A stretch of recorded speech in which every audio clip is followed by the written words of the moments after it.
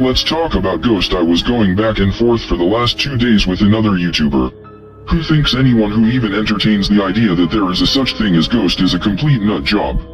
Well, I think that is just stupid. And I told them so. No one really knows, do they? Are ghosts real? Now, just because someone believes in ghost, that does not make a person crazy, not at all. No one has disproved or proved that ghosts are real or not real. Yes, it is true that some people may have a mental illness in some cases, but not all reported ghost sightings are made by people with mental illness.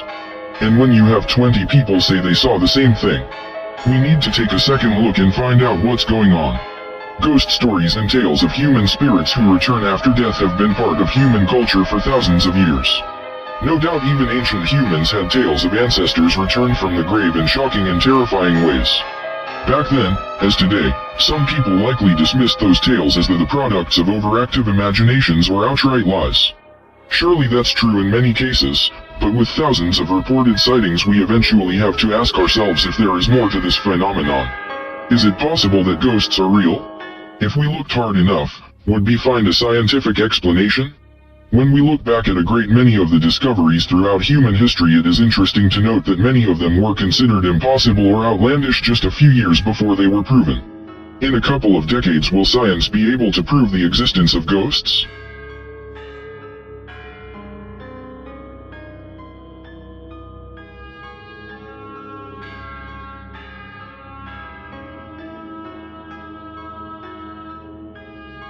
Are ghosts entities of the spiritual realm, the inhabitants of a world that can't be measured or quantified with science or math? Are they part of the fabric of another universe we will never understand? There is plenty of evidence of ghosts in the paranormal to suggest, whatever the answer, something is going on that defies our understanding of the known universe. This video attempts to present some theories about ghosts, and why they are so mysterious. In the end, we attempt to answer the question, what are ghosts really? Ghosts are the spirits of dead people. It is a widely held belief supported by many major religions. When we die, our spirit continues on. However, not all religions agree on what that spirit does after death. In most Christian faiths, the spirit heads off to heaven or hell, and doesn't stick around to bother the living. Still, despite the Judeo-Christian influence in much of Western culture, many of us cling to the idea that human spirits walk the earth. Maybe this is a coping mechanism of sorts, perhaps born of our need to hold on to our relatives after they are gone. On the other hand, witnessing a spirit you did not know in the living world is hardly comforting. There are countless eyewitness stories of human spirits haunting houses, and they aren't all there to make us feel better. But how is this possible? While we really don't know what happens to us when we die, some people theorize that basic physics plays a part. The law of conservation of energy says energy can't be created or destroyed, but can only change form. So, what happened to our energy after we're dead? Is it converted to another form? Believers say this is proof enough that spirits live on. Is it possible we can end up stuck in this world, wandering around forever after death? Perhaps it would be because we are afraid to move on, or maybe because something is preventing us. Even worse, what if there is simply no place to go after death, and we are all meant to reside on this earth in spiritual form until the end of time? Are apparitions interdimensional beings? Perhaps ghosts aren't the spirits of dead people as many of us are prone to believe. Maybe they are interdimensional beings, people, or entities who are living in another time and place. It's a wild theory, but not totally unsupported by science. The concept of a multiverse is contemplated by many theoretical physicists. This idea says there are many universes besides our own, all humming along in parallel with ours. In some other universe, the Beatles may all be alive and still together, the Chicago Cubs may be World Series champions 4 years running, and you may be a rich and famous moon rock baron. Other physicists theorize there may be many different dimensions besides ours, as well as many different timelines. Of course, it's all theory, but what if those timelines or dimensions get crossed up and we catch a glimpse of the other side? Perhaps ghost sightings occur when the fabric of these many universes or dimensions gets twisted up temporarily. So this begs the question, if other beings are accidentally crossing into our dimension, do we ever cross into theirs? Maybe occurrences such as astral projection and lucid dreaming can be linked to short trips into separate but similar dimensions.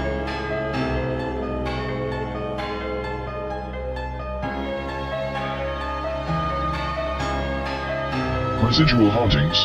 Ghost sightings are recordings of the past. Another theory says that ghost sightings can be explained by past events somehow recording themselves into the environment. What we recognize as a ghost is really just history playing back. There is no spirit present at all. It is like watching a movie. For paranormal investigators, this is what they would call a residual haunting. Some investigators speculate that different types of natural geology or geography, such as certain rocks or large bodies of water above or below ground, may be conducive to residual hauntings. This idea is reinforced by reports of apparitions who appear to walk straight through walls in places where there were once old doorways. Occasionally, like on battlefields such as Gettysburg, ghosts are reported to be seen going about their business just as though the war was still raging. It's a fascinating idea, and it might console people who fear their home is haunted, but this theory falls flat when spirits start talking to and interacting with the living.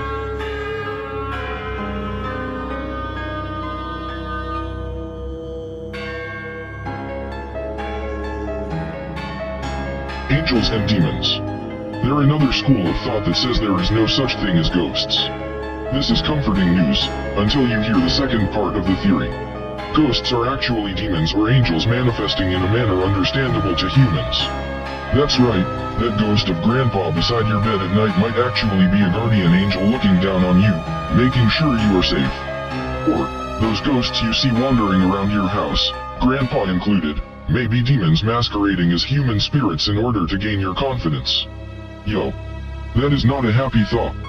Demons are supposedly particularly fond of portraying little children in order to befriend human children. Hey, if they were nice they wouldn't be demons. An offshoot of this idea says that demonic spirits are able to control human apparitions and make them do all kinds of horrific deeds. For example, a demon may hold human spirits in this world, gain power from them, and prevent them from passing to the next realm, whatever that is. Of the 5 theories in this article, I think it's safe to say that number 4 here is the least desirable for any homeowner.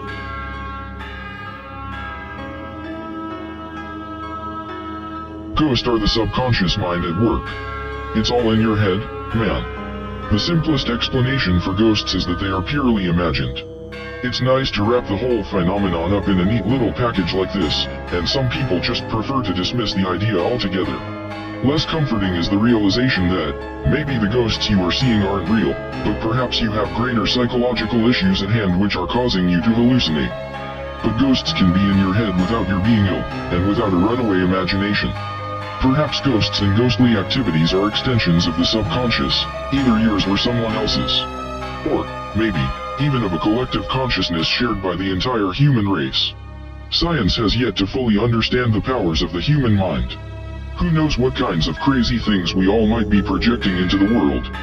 But does this make things any better? Are you more or less comforted to know that the apparition you've been seeing wandering about your home is a projection of a family member's subconsciousness rather than a real ghost? Think about that one for a few minutes.